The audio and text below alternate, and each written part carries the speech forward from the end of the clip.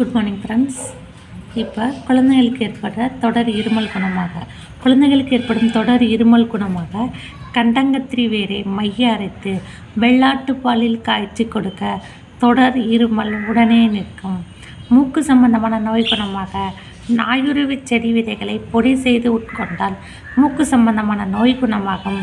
மூக்கில் இரத்தம் பிடிதல் குணமாக மாதுளம்பழச்சாறு அருகம்புல் சாறு சம அளவு கலந்து 30 மில்லி 3 வேளை சாப்பிட மூக்கில் ரத்தம் வருவது நிற்கும். சளி தொல்லை நீங்க தூதுவளை செடியில் ரசம் வைத்து மதியம் நேரம் சாப்பிடுங்கள், ஜலதோஷம் ஓடிவிடும். தலைவலி குணமாக கீழாநெல்லிச்சாறு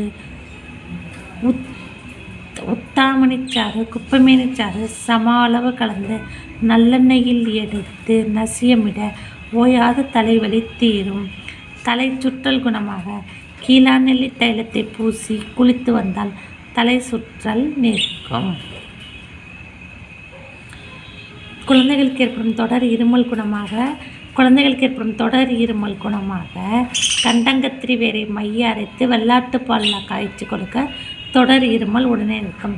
மூக்கு சம்பந்தமான நோய் குணமாக நாயுருவி செடி விதைகளை பொடி செய்து உட்கொண்டால் மூக்கு சம்பந்தமான நோய் குணமாகும். மூக்கில் இரத்தம் பிடித்தல் குணமாக மாதுளம்பழச்சாறு அருகம்புல் சாறு சம அளவு கலந்து 30 மில்லி 3 வேளை சாப்பிட மூக்கில் இரத்தம் வருவது நிற்கும். சளி தொல்லை நீங்க தூதுவளை செடியில் ரசம் வைத்து மதிய நேரம் சாப்பிடுங்கள், ஜலதோஷம் ஓடிவிடும். தலைவலி குணமாக கீழாநெல்லிச்சாறு உத்தாமணிச்சாறு குப்பைமேனிச்சாறு சம அளவு கலந்து நல்லெண்ணெயில் எடுத்து நசியமிட ஓயாத தலைவலி தீரும்.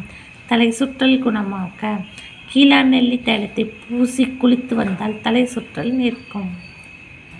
இது ரொம்ப பழமையான இயற்கை மருத்துவம் புக்கில் இருந்து உங்களுக்கு டீட்டெயில்ஸ் கொடுத்துருக்குறேன். யூஸ் பண்ணி